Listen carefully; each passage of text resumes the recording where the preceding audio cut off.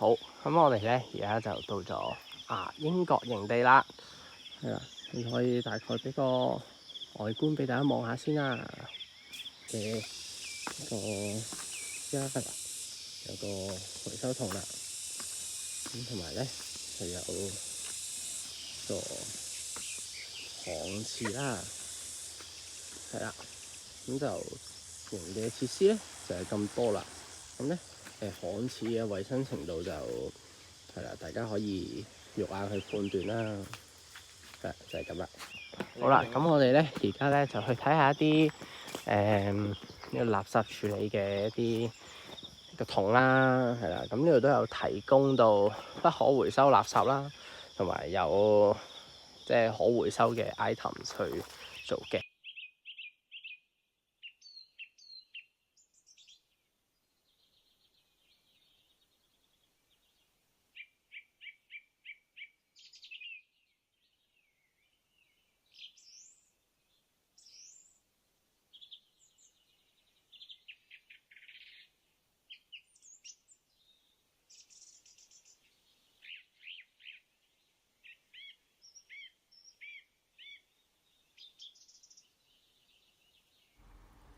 等我先嚟介紹一下山夜無痕嘅7個原則，分別係出發前嘅充分計劃同準備，喺正規山徑同營地上行走同埋紮營，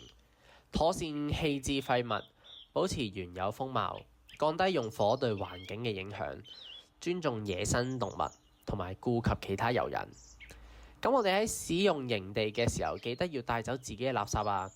正所謂自己垃圾自己帶走。因為唔係每一個營地嘅垃圾桶都會每日有人嚟清潔，所以將垃圾帶返市區先至棄置，唔單止可以減低對環境嘅污染，仲可以減低清潔工人嘅負擔添。同時間亦都唔好將食物嘅殘渣就咁棄置喺野外，因為咁樣可能會令野生生物例如馬騮同埋牛隻認為人類係可以提供食物俾佢哋，從而可能令到佢哋失去咗覓食嘅本能。亦都可能會令到將來嚟行山嘅人士帶嚟危險，所以為咗顧及其他嘅遊人同埋保持最原本嘅風貌，要記得好好咁樣預先計劃行程，從而可以預先減少帶上山嘅包裝紙，例如用食物盒重新包裝食物先拎去營地，咁樣就可以避免喺營地入邊製造大量嘅垃圾啦。咁如果我哋真係製造咗垃圾，咁應該又點做呢？咁其中一個做法就係自備垃圾膠袋，帶返佢哋出去市區嗰度再作處理。又或者當你哋喺營地嗰度見到有垃圾桶嘅時候，亦都可以幫忙執起垃圾，再放返入去垃圾桶嗰度。